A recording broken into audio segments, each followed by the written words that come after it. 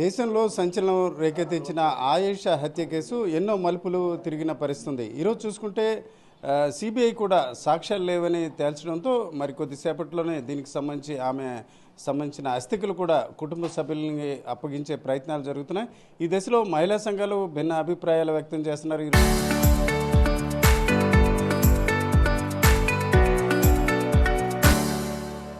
ఈరోజు చూసుకుంటే ఐద్వా రాష్ట్ర ప్రధాన కార్యదర్శి సావిత్రి గారితో పాటు ఇతరులు కూడా ఉన్నారు.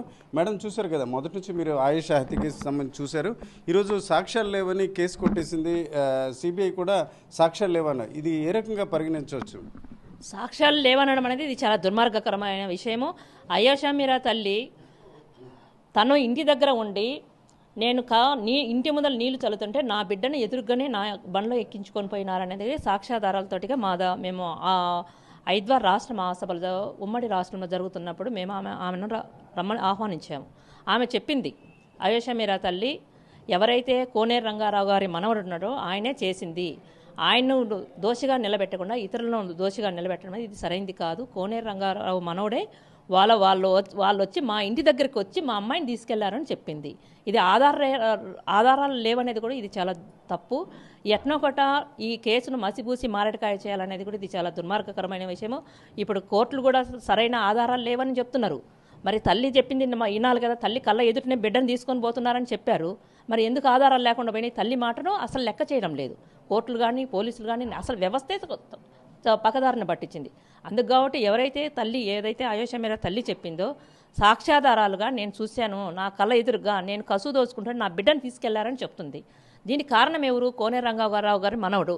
అప్పుడు కాంగ్రెస్ ప్రభుత్వం ఉన్నది, రోషయ్య గారు ఉన్నారు. దానికి ఆ కేసును తప్పుదోవ పట్టించడానికి ఇన్ని సంవత్సరాలుగా ఈ కేసు ఇట్లా మలుపు తిప్పారు. ఇది చాలా దుర్మార్గకరమైన విషయం.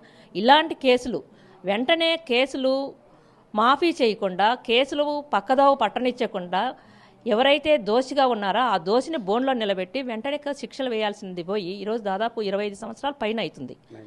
19 ఇయర్స్ అవుతుందంటే ఇన్ని సంవత్సరాలంటే ఇంకా మహిళలకు ఎక్కడ రక్షణ ఉంటుంది? అంటే ఒక అమ్మాయి పైన జరిగింది, చంపేసినారంటే 19 సంవత్సరాల కిందట జరిగిన కేసును ఇంతవరకు నానుస్తున్నారంటే ప్రభుత్వాలు ఏమాత్రం పనిచేస్తున్నాయని కూడా ఇట్లే అట్లా తెలుస్తూ ఉంది. ఓకే మేడం, సిబిఐ విచారణ జరిగింది, సాక్ష్యం లేదంటున్నారు. మీరు ఆ రోజు గుర్తుంటుంది, టీవీలో అట్లా చూస్తుంటారు, అమ్మాయి హాస్టల్లో ఉంటే అత్యాచారం చేసి ఆ తర్వాత హత్య జరిగింది. కానీ ఈరోజు సాక్ష్యం లేదంటే మర్డర్ జరిగినట్టు అనిపిస్తుందా, లేకపోతే నిందితులు తప్పించుకునే ప్రయత్నంలో భాగంగా వారు సక్సెస్ అయ్యారని అనుకోవచ్చు? ఖచ్చితంగా నిందితులు తప్పించుకోవడం కోసమే ఈ కేసుని ఇన్ని సంవత్సరాలు కూడా సాగదీశారు. అందుకనే మన మహిళా సంఘాలకు ఎప్పటి నుంచో కోరుతున్నాం, ఏదైనా మహిళపైన అత్యాచారం ఏదైనా సంఘటన జరిగితే ఖచ్చితంగా ఫాస్ట్ ట్రాక్ కోర్టుల ద్వారా విచారణ జరిపించాలని మనం డిమాండ్ చేస్తున్నాం. 19 సంవత్సరాలు ఈ కేసు నాంచి సాక్షులు పక్కదోవ పట్టించారు. సత్యంబాబు ప్రధానంగా అసలు ఏ సంబంధం లేని సత్యంబాబు అన్న అతను తీసుకొచ్చి అతను జైల్లో పెట్టి 8 సంవత్సరాలు అతను అనారోగ్యం పాలై చనిపోయాడు. అంటే ఒక అమాయకుల్ని బలి చేశారు, నేరస్తులను తప్పించి 19 సంవత్సరాల తర్వాత సంఘటన మర్చిపోయారు ప్రజలు. ఎందుకంటే 20 సంవత్సరాల క్రితం జరిగింది, ఎవరికి గుర్తుంటుంది? ఆ తల్లిదండ్రులకు కానీ ఆ కేసులకి సంబంధించిన మహిళా సంఘాలు పోరాడిన మహిళా సంఘాలకు గుర్తుంటుంది. అంటే కనుమరుగు అవ్వడానికి, సాక్షులు తప్పించుకోవడానికి ఎవరైతే అధికారంలో ఉన్నారో అధికార పార్టీల వాళ్ళని కాపాడడం కోసం ఇలా జరుగుతుంది. పార్టీ ఎవరైనా సరే, ఏ రాజకీయ నాయకులు ఏ రాజకీయ పార్టీ అధికారంలో ఉన్నా సరే వాళ్ళు చేస్తున్న కేసులు నీరు గార్చడం కోసం, సాక్షులను తప్పించడం కోసం, వాళ్ళ పక్షాన్ని ఎవరున్నారో వాళ్ళు తప్పించడం కోసం ఈ రకం కేసులు నీరు కారుస్తున్నారు. ఆయేషా మీరా కేసు మొత్తం రాష్ట్ర వ్యాప్తంగా చాలా పెద్ద ఉమ్మడి రాష్ట్రంలో చాలా పెద్ద సంచలనం సృష్టించింది. ప్రజలందరూ కూడా బయటకు వచ్చారు. ఆయేషా మీరా హాస్టల్లోనే సరైన సౌకర్యాలు లేవు, సెక్యూరిటీ లేదు. అటువంటి సందర్భంలో కోనేరు రంగారావు మనవడు ఈ రకంగా చేశాడు, నాకు శిక్ష పడాలి అని ఎంత చేసినా సరే ప్రభుత్వాలకు అసలు ఏం పట్టించుకోరమాట. అంటే మహిళలు ఏమైపోయినా పర్వాలేదు, మహిళల మీద ఏం జరిగినా పర్వాలేదు, కాలేజ్ అమ్మాయిలు కానీ హాస్టల్లో అమ్మాయిలు కానీ ఇళ్లలో ఉన్న మహిళలు కానీ ఎవరికి రక్షణ లేదు. వీటికి కారణమైన వాళ్ళని రక్షించుకోవడమే ఈరోజు రాజకీయ నాయకుల చేస్తున్నది. అందుకే మనం ఫస్ట్ నుంచి చెప్తున్నాం, ఫాస్ట్ ట్రాక్ కోర్టులు ఉండాలి. వెంటనే ఇప్పుడు సాక్షి ఇన్ని సంవత్సరాలు ఉండడం వల్ల ఖచ్చితంగా కనుమరుగు అయిపోయింది. వెంటనే కనుక ఫాస్ట్ ట్రాక్ కోర్టు ద్వారా దీనిని విచారణ జరిపితే నేరస్తుడు అన్నవాడు బయటకు వస్తాడు, శిక్ష పడడానికి అవకాశం ఉంటుంది. వేరే వాళ్ళు కూడా తప్పు చేస్తే తప్పు చేయడానికి కూడా భయపడే పరిస్థితి ఉండేది. కానీ ఆ రకంగా లేకపోవడం వల్ల ఎన్నో సంఘటనలు రాష్ట్ర వ్యాప్తంగా అనేక సంఘటనలు జరుగుతూ ఉన్నాయి. కాబట్టి ఈరోజు అస్థికలు ఇస్తామంటున్నారు. అమ్మాయి లేదు, సాక్ష్యం లేదు, ఒక న్యాయం జరగలేదు, కేసు కొట్టేశారు అంటే ఒక తప్పుడు ఇది మాట.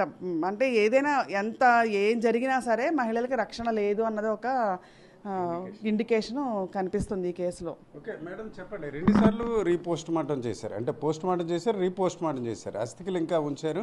ఈరోజు చూసుకుంటే సాక్ష్యాలు లేవని సిబిఐ కేసు కొట్టేసి అస్థికలు ఇవ్వడం ఒక తల్లిదండ్రులకు ఒక రకంగా న్యాయం జరిగింది అనిపిస్తుందా, ఏమనిపిస్తుంది? ఇది అన్యాయం అండి. అంటే అస్థికులే వీళ్ళకి ఆధారమా నాకు తెలియకడుగుతాను. 19 ఏళ్ళ తర్వాత కూడా ఆ కేసు అంటే వీళ్ళు చేసేరని నిర్ధారణ లేకుండా అది కొట్టేయడం అనేది చాలా దారుణం. అందుకని ఈరోజు అత్యాచారాలు కానీ లైంగిక వేధింపులు కానీ జరుగుతున్నాయంటే ఒక కేసుని తీసుకుని దాన్ని సమస్య పరిష్కార దిశగా ప్రభుత్వాలు వెళ్ళట్లేదు. కేంద్ర రాష్ట్ర ప్రభుత్వాలు కూడా అలానే ఉన్నాయి. మరి ఇన్ని జరుగుతున్నా కూడా కరెక్ట్గా తీసుకోలేదంటే ఇవే కారణం. ఏదైనా ఒక ఇష్యూ జరిగినప్పుడు ఖచ్చితంగా దాన్ని వాళ్ళు పరిష్కారం దిశగా వెళ్ళాలి. ఇన్ని మహిళా సంఘాలు ఎంత ఆందోళన చేస్తున్నాయి. ఎగ్జాంపుల్ నిర్భయ ఘటన ఏంటండి, 8 ఏళ్ల తర్వాత వాళ్ళు ఎన్కౌంటర్ చేశారు, అది కూడా న్యాయంగా చేయలేదు. ఆ అమ్మలు సరిగ్గా ఈ ఆయేషా మీరా అమ్మ కానీ నిర్భయ గారి అమ్మ కానీ ఎంత ఫైట్ చేస్తున్నారంటే మహిళా సంఘాలు కూడా చాలా ఆందోళన చేస్తున్నాయి. ఈరోజు న్యాయం జరగకపోవడానికి కారణం ఇవే ఉదాహరణ. ఎందుకంటే ఏదైనా కేసు ఇది వీళ్ళని ఖచ్చితంగా శిక్షిస్తుంది గవర్నమెంట్ ప్రభుత్వం అని అనుకున్నప్పుడు ఆ తర్వాత నేరాలు జరగవు. ఇది జరుగుతున్నాయంటే కారణం ఇది. అందుకోసం మేము దీన్ని ఖండిస్తున్నాము. ఇది తప్పు, ఈ తప్పుడు ధోరణి. అసలు కోర్టులు కూడా ఇలా చేస్తున్నాయంటే మరి ఎవరి పక్షాన ఉన్నాయో నాకు అర్థం కావట్లేదు. ఇలా చేసిన వాళ్ళ మీద రాజకీయ నాయకులు వాళ్ళ అండగా ఉంటున్నారు, దోషులకు అండగా ఉంటున్నారు. అందుకనే కేసులు పరిష్కరించబడట్లేదు. మేము దీన్ని రాష్ట్ర కమిటీగా మేము దీన్ని వ్యతిరేకిస్తున్నాం, ఖండిస్తున్నాము. ఓకే మేడం చెప్పండి, అంటే మీరు కూడా చూస్తుంటారు టీవీలో అట్లాగా ఆయేషా హత్య కేసు, అంటే ఒక బ్రూటల్ మర్డర్, కానీ ఈరోజు సాక్ష్యం లేదని కేసు కొట్టడం అన్నది ఎంతవరకు కరెక్ట్ అంటారు? కేసు కొట్టడం అనేది కరెక్ట్ కాదు. అసలు దీనికి తల్లే సాక్ష్యం చెప్తున్నప్పటికీ కూడా ప్రభుత్వం పట్టించుకోనప్పుడు ఈ కోర్టులు ఇవన్నీ ఉన్న దేనికోసం అని చెప్పేసి మేము అడుగుతూ ఉన్నాం ఐదుగా.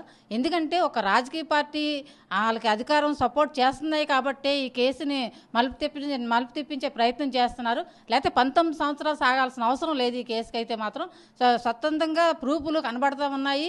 మహిళా సంఘంగా కార్యక్రమాలు చేస్తూ ఉన్నప్పటికీ కూడా ఈ అధికార పార్టీగా వాళ్ళకి సపోర్ట్ చేయడం వల్ల ఇది కేసు అనేది మాపు చేయడానికి ప్రయత్నాలు చేస్తున్నారు. మొత్తానికి ఏదైనా కేసు కొట్టేయాలని చెప్పేసి వాళ్ళు ప్లాన్ చేస్తున్నారు. ఈ కేసుని గట్టిగా మనం డిమాండ్ చేస్తాము. ఓకే మేడం చెప్పండి, ఈరోజు 19 ఏళ్ళ తర్వాత హత్య జరిగింది, నిందితుడు ఎవరూ దొరకలేదు, కానీ అస్థికలు తల్లిదండ్రులకు ఇస్తున్నారు. ఒక రకంగా మీకేమనిపిస్తుంది? అది చాలా బాధాకరమైందండి. అస్థికలు ఇవ్వడం అంటే ఎంత ఘోరం అండి నిజంగా. ఆ టెస్టులు చేయడం ఏంటి, అస్థికల రూపంలోని ఆ పిల్లలకి ఇది కరెక్ట్ కాదు, ఇది అత్యాచారం కాదు అని చెప్పేసి చెప్పడం, అది అస్థికల తల్లిదండ్రులకు ఇవ్వడం నిజంగా చాలా బాధాకరమైందండి. కానీ ఇంతవరకు అసలు ఏం చేస్తున్నారనేది మెయిన్ ఏంటంటే లేబర్ ఉంటుంది, ఏదైతే ఉందో మీ మెడికల్కి తీసుకెళ్ళిన దాంట్లో సరైన కరెక్ట్ అయిన మార్పులు ఇస్తారు. ఇచ్చిన దాన్ని ఇది కరెక్ట్ కాదు అనడం ఎంతవరకు కరెక్ట్ అండి? అయితే డాక్టర్లు కూడా దీంట్లోని రాజకీయంగా అమ్ముడుపోయారని అడుగుతూ ఉన్నామండి ఈరోజు. ఈరోజు చూసుకుంటే ఆయేషా మీరా హత్య వ్యవహారం ఖచ్చితంగా ఈరోజు నిందితులకు కొమ్ము కాసే ప్రయత్నంలో భాగంగా ఈరోజు ఎవరైతే రాజకీయ నాయకులు చేశారో అదే అంశం వల్ల ఈరోజు సాక్ష్యాలు లేవని కోర్టు కొట్టేయడం, అలాగే అస్థికలు ఇవ్వడం, ఒక రకంగా హత్య జరిగి 19 ఏళ్ళు అయిన తర్వాత వాళ్ళ తల్లిదండ్రులకు ఈరోజు అస్థికలు ఇవ్వడం మానసిక క్షోభకు గురి చేయడమే కాకుండా మరిన్ని నేరాలకు జరగడానికి ఇలాంటి తీర్పులు, ఇలాంటి వ్యవహారాలు కూడా దోహదపడతాయన్న అభిప్రాయం ఇప్పుడు ఐద్వాకి సంబంధించిన ప్రతినిధుల మాటల్లో మనకు వ్యక్తమవుతుంది. కెమెరా పర్సన్ తిరుపతితో రామచంద్రరావు, RTV, విశాఖపట్నం. చరిత్ర సృష్టించినోడు ఇప్పుడు ఆ చరిత్రని తిరగరాయబోతున్నాడు. అబద్ధాల గోడల్ని బద్దలు కొట్టి నిజాలను రాగా మీ ముందుంచబోతున్నాడు.